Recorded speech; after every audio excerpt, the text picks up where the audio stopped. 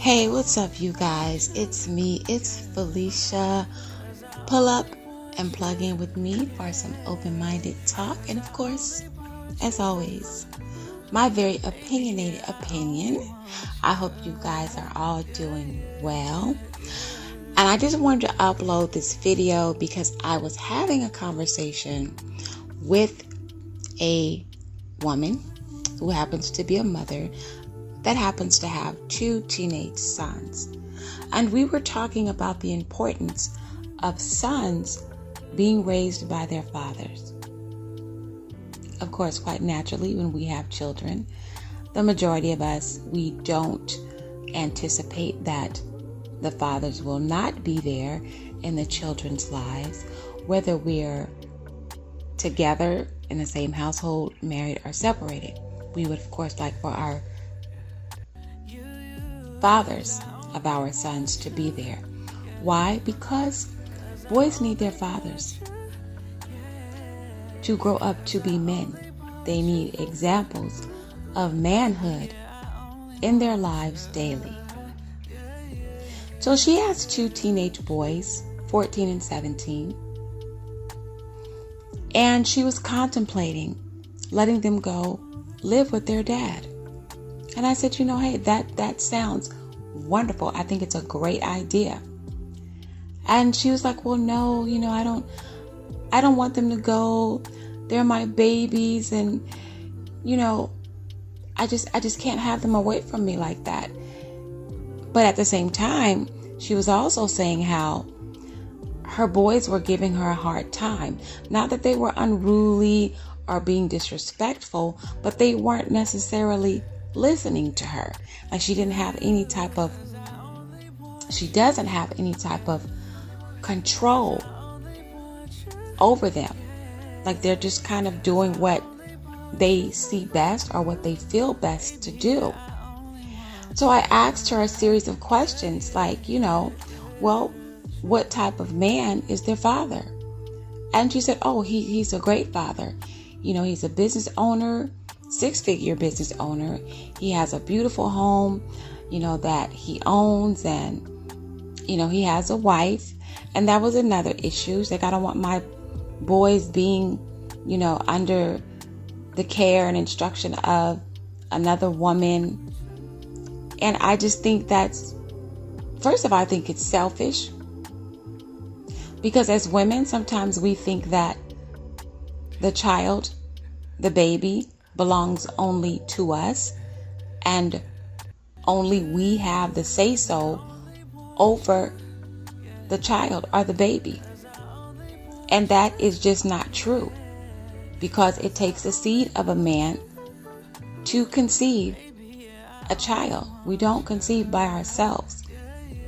So I think it's selfish when women feel that they can just make all of the decisions as it relates to the child.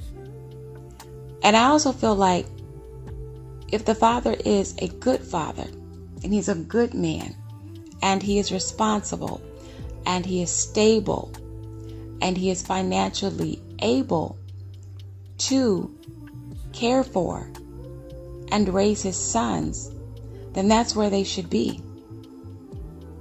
Regardless of whether he has a wife or a woman. If you know your son's father,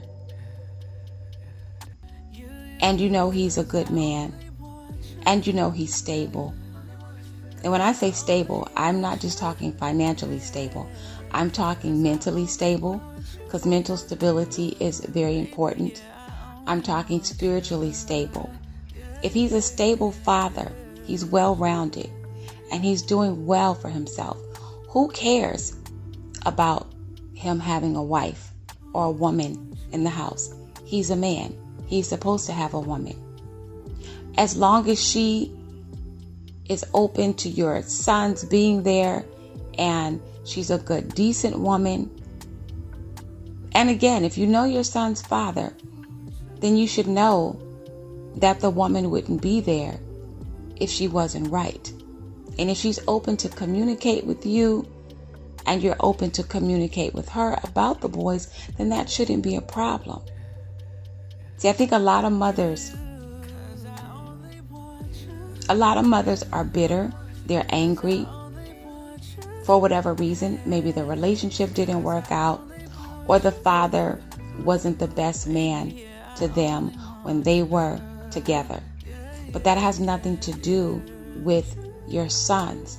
You need to learn to take your emotions out of it and your personal feelings and learn to co-parent with the father for the betterment of the sons. And I'm only speaking on sons and not daughters at this moment, because it is the father that teaches the son how to become a man. I feel that if it's a good father and he wants to raise his boys, let those boys go be raised by their fathers. Because there are just certain things that a father can only instill and affirm in his son that a mother just cannot do. Now, I'm not saying that mothers alone cannot raise their sons to be quality men of substance. There are a lot of mothers that have done that. However, there are way more mothers who aren't doing that, who aren't able to do that. And we see that in the communities every day. When you see young men out here gang banging, when you see young men out here spreading their seed amongst several different women and having babies all over the place. You see it in young men that don't have any drive. They don't know how to be productive. They don't know how to get up and go to work and be responsible and be a man. And that's where the father comes in. A father is very important in the life of his son in a variety of ways. You know, your son has his father there to show and take interest in his life, his hobbies, his schoolwork, his education, his plans for the future. A father shows his son how proud he is of him. And he does that by affirming to his son, you know, son, I love you. You did a great job. I'm proud of you. Boys need that from their fathers. Having a father around every single day, not just on the weekends or holidays, but every day, instills confidence in a son, and it strengthens him emotionally, and it enables him to not just, you know, strive as a man, but to thrive as a man. It's kind of like having a rite of passage, and that could be anything. For some sons and fathers, that rite of passage could be going fishing every weekend, or, you know, every Sunday morning they're in the garage and tinkering around with automobiles. The father is showing the son how to change oil, how to change a tire, how to change brakes. You know, it could be anything. Watching the games together. Basketball, football, soccer. Boys need these things from their fathers. And it would keep them out of the streets, being irresponsible when it comes to spreading their seed all over the place. And boys will want to be better. They'll want to achieve more because they want their fathers to be proud of them. So I just, you know, and I told the mother that I was having the conversation with, you know, I told her these things. And she's like, well, you know, I hear what you're saying and I agree, but, you know, they're still my babies.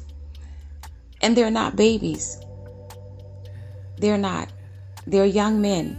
I think at the age of 10, 11, 12, boys need to be with their fathers because those are the formative, critical years.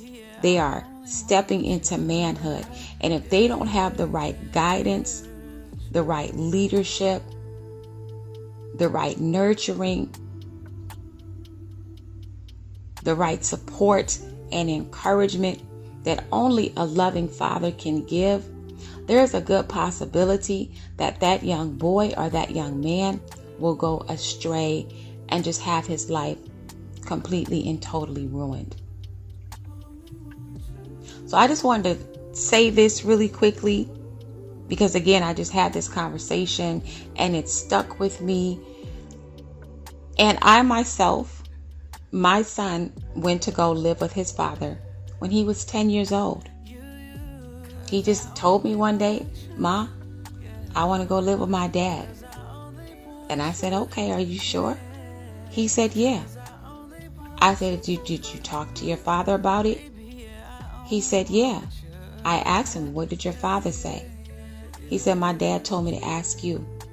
I called his father, told him to come pick him up that weekend. He came and picked him up. From the age of 10 to 18, my son was under the care, guidance, nurturing, and leadership of his father. He graduated high school, went on to college, got a BS in political science, and wrote and self-published his first book before he graduated with his BS. When he graduated with his BS, he got accepted into an accelerated master's program where he received his master's degree in international business in 8 months. Now, I'm not saying that my son would not have accomplished all of that had he just been with me every single day. But I can honestly say, as his mother, I don't think my son would be accomplished as he is if it were not for him being under the care and instruction, guidance, leadership, and nurturing of his father daily in his formative and critical years of approaching manhood. I really believe my son, he strove to have a master's because he wanted a master's degree, but I think he wanted to achieve more than what his dad expected. Because at our son's graduation dinner, all the family was together and everybody got up, and we all professed, how proud we were of him. And when his dad stood up to speak, his father said, "Son, you exceeded my expectation. I just wanted you to go to college, get a degree, start your business, be an entrepreneur." He said, "But you took it even further. You got a master's degree. You wrote and self-published your own book before you graduated with your first degree." So he exceeded his father's expectations because he wanted his father to be proud.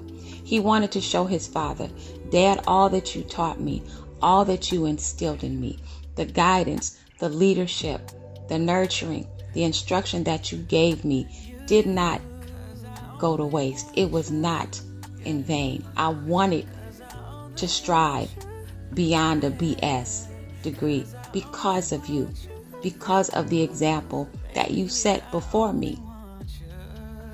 And my son's father had a woman. They were living together. They're now married. I didn't care. That did not bother me. I was not bitter. I was not jealous. And they lived in a nice 2-story, 5-bedroom house way outside the city in a very middle-class neighborhood.